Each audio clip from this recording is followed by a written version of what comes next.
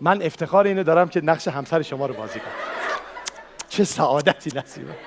مثلا من نشستم دارم با گوشیم تو اینستاگرام من دایرکتامو دارم میبینم. چه چیزیه؟ از بیسش خودت درست کردی؟ عزیزم حرف نزن بخور. تو چی؟ خودت چی؟ نه من نمیخورم، میل ندارم.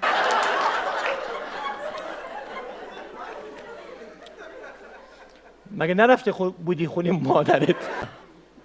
مسعود جان جان دیگه جان. از زندگی با شما خستم. شوخی میکنی؟ نه اصلا هم شوخی نمی کنم و میخوام جداشم. من ناهار دیر خوردم. با اجازه. خواهش میکنم. بازم بریزم برات. حتما. بخور.